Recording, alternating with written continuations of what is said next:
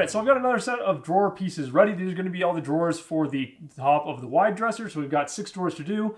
We've got the 2 on either outside section are the same width, and then our middle section is about a 1/16 of an inch longer. So I've got all those pieces. I made sure when I was cutting them on a table saw, I made sure to add that extra 1/16. You got to be very careful when you're batching up pieces like that you don't accidentally mess up. I came very close to forgetting about that, but luckily I didn't do it. Now the nice thing to know is that if you're working with drawer boxes like I am here and you're mounting them on drawer slides and you need a fairly precise measurement between those drawer slides, if you end up screwing it up, it's not that big of a deal. All you have to do is just shim it out. So if you're a 1/16 of an inch off, you just have to make up a 1/16 of an inch shim to hide it behind your drawer slide, and no one will ever know it's there. It's really not that big of a deal. And so that brings us to the point now where we're going to start cutting the dovetails. I'm going to be using a dovetail jig here and a router to cut the dovetails. If you're a woodworker who does not understand why I'm doing this, feel free to dislike the video and leave now. Because as you guys have seen in the past in a lot of my videos, I know how to hand cut dovetails. I quite enjoy hand cutting dovetails.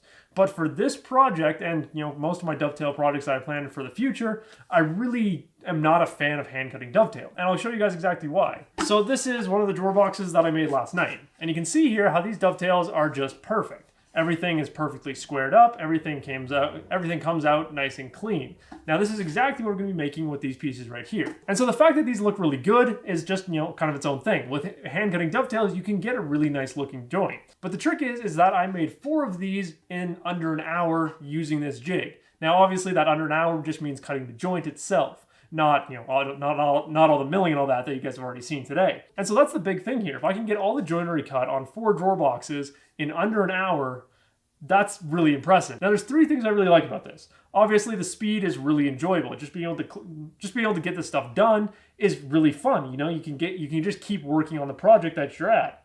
The second thing is the accuracy. So one of the big problems I've had when I've hand cut dovetails is that either your top and bottom, something doesn't line up properly, or they're a little bit skewed, they don't come out nice and square, or they're just, the pins and all that are a little bit offset and you just get these weird gaps in that. Not as much fun. And the third thing is the accuracy. Now again, this basically is the same as the second point, but the accuracy of this thing is spectacular. Just by moving the fingers of this jig back or forward slightly, you can make micro adjustments to the fit of your dovetails and get an absolutely perfect fit. And so when you're working with a bunch of pieces that are the exact same dimensions, thickness, all that stuff, it makes it super easy to just kind of batch them out because again, it can take less than an hour to get everything done, which is super impressive. Now, if I haven't convinced you guys that dovetail jigs are a pretty cool thing, feel free to go down to the comments. When I was picking this thing up from Lee Valley, I had the guy that was selling it to me, I was paying this company money and their employee decided to come kind of make fun of me for buying something like this. So I'm already kind of used to the idea of it. It's just one of those things that's kind of interesting. I don't understand why people in the woodworking community don't like these things, because it is super cool. So I'm still gonna hand cut dovetails in the future, but yeah, for now and for the next few projects where I'm gonna be using dovetails, I'm probably gonna use this thing just so I can get my money's worth, because this thing was expensive.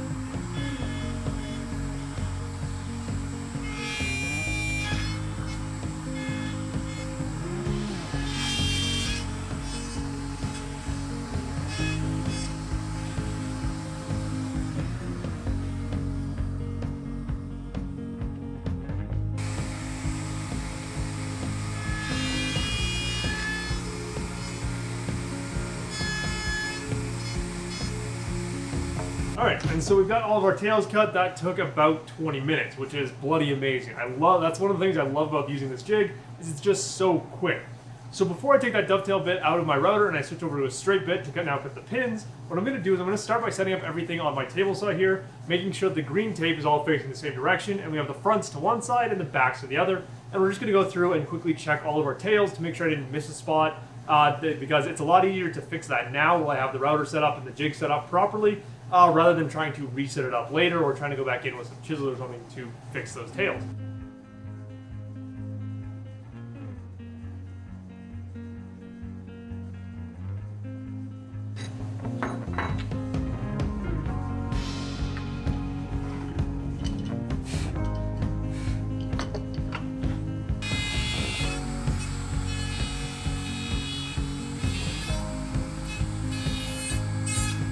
All right, so with that magic lighting change, we now have all of our joinery cut. So it works out really well. I was doing this till about 10 o'clock last night. I started out just after 9 o'clock and was done all the joinery on all 6 of these drawers by about 10:15, something like that. So that's a pretty good amount of time, given that I've just batched out 6 drawers. And so like I mentioned with this jig, the joinery is just beautiful. So the important thing here is when you're doing your fit up off of a jig like this, is that you remember where each of your markings go. Because one of the big issues I had when I first got this jig is I couldn't get anything to line up. And that was purely because I was misaligning my pieces. I was putting the inside facing out, the outside facing in. It was just all kind of messed up. But if we make sure that our green tape is on the inside and our blue tape is on the outside, you can see that our pieces fit together beautifully. Now they are a fairly loose fit, looser than I would typically do dovetails, but I've found that on the other drawers that I did, when I had them too tight, it was really just kind of a pain in the butt to glue them up because you had to put them under a decent amount of clamping pressure, which then bends the edges, and is all around just a little more annoying. Whereas if you leave them a little bit loose, so there's still enough friction to kind of hold them together, like they shouldn't fall apart, but there is enough wiggle room in there to actually get your pieces together. When you add in the glue, especially if you're using like Type-On, 1, 2, or 3, water-based glue, those joints will expand perfectly and seize up and hold just as strong as if you had a perfectly fitted dovetail joint. And so the one thing that I can say about this method that I like more than hand cutting dovetails is definitely the pin board. Because as you guys have seen on some of my more recent projects where I've done dovetails, I've been using a router to clean up that pin board anyway. So that method is very much so. You use your handsaw to define the pin and the angle and all that. Then you cut out the waste with a fret or a coping saw, and then you clear out the baseline with a router with a really short flush trim bit. Now that method works fairly well, but it's nowhere near as efficient as doing it this way. And so for the rest of this, we're just gonna kind of roll through a nice montage of doing the rest of the drawers because we still have the 8 that are gonna be the bottom drawers on the nightstands and the wide dresser, and then the 3 bottom drawers on the tall dresser. So we're just gonna start by milling it all to the same thickness, then we'll kind of separate it up once we start getting closer to the actual cutting of the joinery.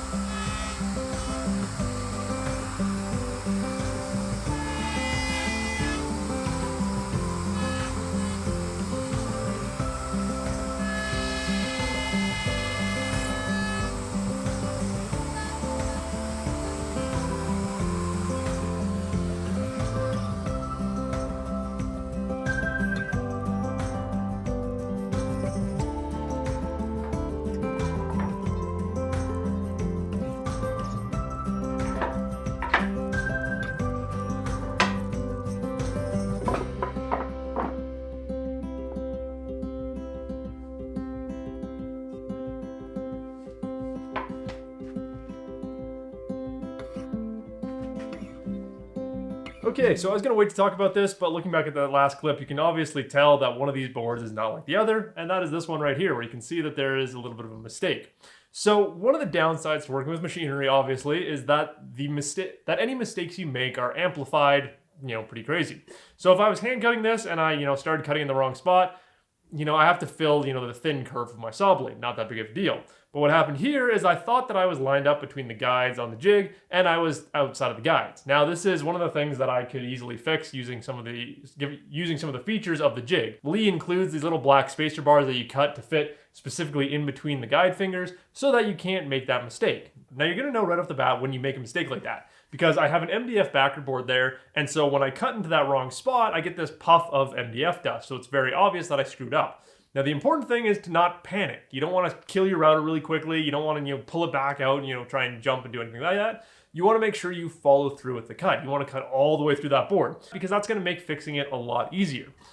And I'm going to fix this. Rather than throwing away a whole board, I'd have to go through the whole milling process on this one board again, try and get it down to all the same dimensions as the rest of my boards, all while trying to get it back into the jig with the same setup, all that stuff. It just doesn't make sense to go through all that process for one minor mistake that is fairly easy to fix. So you can see here just how I'm going to go about doing it. So kind of manipulating the way that this jig works, I'm going to use these fingers to just cut a dovetail into this piece of leftover stock.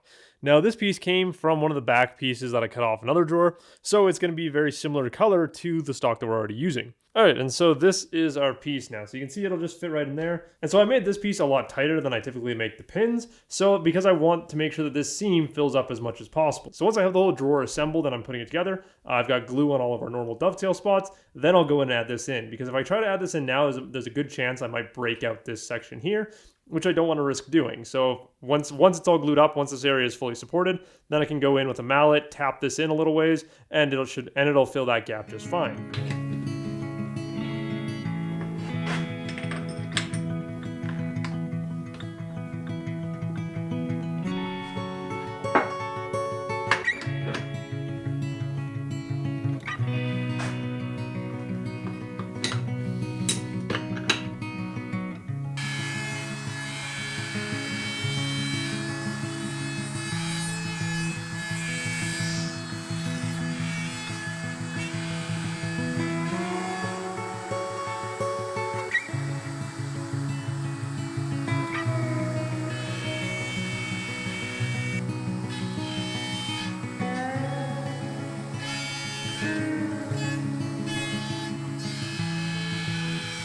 And so with all of the joinery cut, we can move on to cutting our bottom drawer support groove.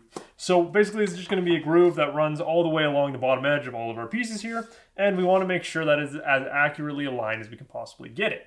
And so the best way to do that is to make sure that we're referencing the same point across all of our drawers to make sure we have that point as accurate as possible. Because we know that if we're, 3/16 of an inch from the bottom on this piece, we're going to be the same 3/16 of an inch in from the rest of our pieces. And because all of our pieces are the exact same width, that reference point is going to stay consistent amongst all of those pieces. And so I'm going to start by sorting everything back into their individual drawer assemblies. So we have 4 parts all on a stack. That way when I'm going through and cutting that groove, I can make sure I'm cutting it in the right spot.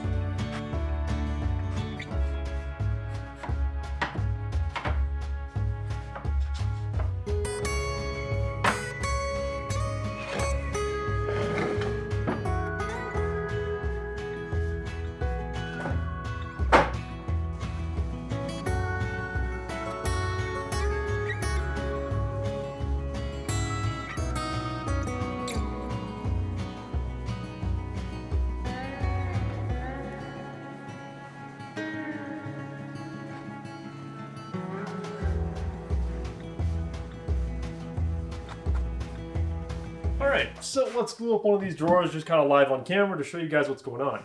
So I always start by dry assembling any joinery before I actually do the glue up, obviously because you want to find out if there's going to be any issues. So having all of my drawers stacked behind me, dry assembled, and a bunch of other ones that I've already put together, I went through, checked each joint, made sure that they closed up nicely. Where I needed to, I applied a little bit of clamping pressure just to make sure that they were closing up. And so with our drawer disassembled, the first thing we have to go through and do is just clean up the groove. So the plywood that I'm working with, typically plywood is undersized, but for some reason the plywood that I chose is slightly oversized. So with the dado stack, we're leaving a little hairline of material just in this groove here. So it's not that big of a deal. All I use is my router plane, which is this little guy here, and it fits perfectly into the groove that we cut. And just slices that piece out. It's a lot easier than using like a chisel or something, but a chisel also works. And so then when it comes to actually gluing up the dovetails, what you want to do is you want to apply glue to the pin board. Now, some people say you should apply it to the tail, some people say you should apply it to the pin board. It really doesn't make a difference which side the glue is on, but what does make the difference is how easy it is to spread. Because on the pin board, all you have to do is just put a dab on each open section there, and then using something like this Rockler glue brush, just drag it over and wipe it up the sidewalls there. Now the reason that this is a little bit easier than putting it on the tails is just purely because the tails are a little bit of an angle, and it's just generally not as easy to get a brush or something into those weird angles. Whereas when you work with the pin board, it's super easy. You just put a dot of glue, and you don't want to flood the pin board here with glue. That's going to be really bad in the long run because you're going to have to deal with a lot of squeeze out. You just need enough to just coat those sidewalls, because all you're trying to do is just to get a little bit of glue on those sides, so that there's something to tack the dovetails in place. Because the main holding power of a dovetail joint is going to be the joinery itself. The glue is just there to make sure that things are sealed together.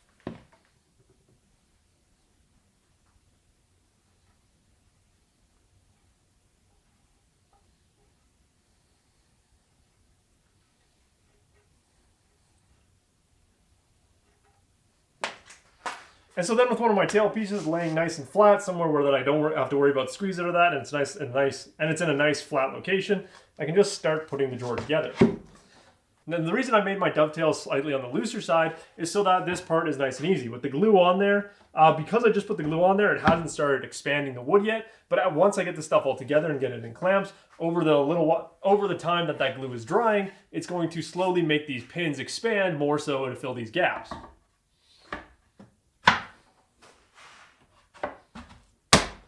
And so just like that, we can get our drawer together nice, quick, and easy. There's no stress to it. Everything comes out just fine. Now, when it comes to clamping up dovetails, you have to be very careful. So what you want to make sure of is that you're not applying a ton of pressure, and you have balanced clamping pressure across your dovetails. So when I put that clamp on, I'm just checking this front edge here to make sure that it's pulling all of my tails in. Now again, depending on whether or not your wood is starting to warp or cup, you may have to add clamps to the top and the bottom of your panel there just to make sure that you're holding everything in together.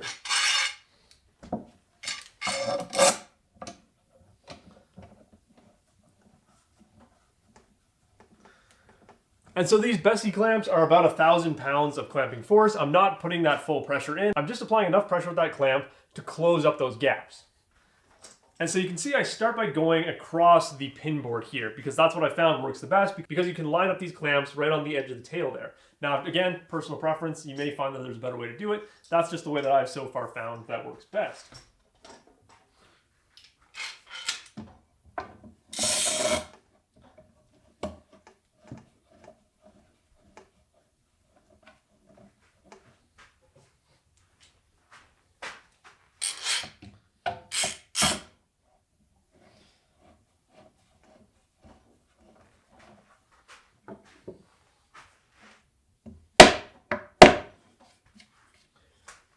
And so you can see here that I'm not really putting clamps directly on the joints. I'm mostly putting the clamps, a little bit inset so that it's pulling all the joinery together. Now the one downside to gluing up dovetails is that applying this pressure anywhere on the corners, if it's not directly on that corner, it's going to somewhat warp your boards. So if you try to hold a square up to one of these inside corners here, it's probably not going to show up as perfectly square, even though your thing is glued up perfectly square, which is just this weird thing that takes a long time to figure out with dovetails. So the better way to check is just by doing the diagonal check. Now this works really well on things like drawers or small cabinets, but obviously if you're doing a giant piece of furniture, it might not work too well. And so checking here, I can see that on this direction, I'm about 33 1/16. And on the other side, we're about 33 and just under 3/4. So it's very easy to adjust when you have things set up like this, because all I have to do is loosen this front clamp, angle it a little bit, and I can just tighten it down. And I can use a little bit more clamping pressure just to try and skew things a little bit more.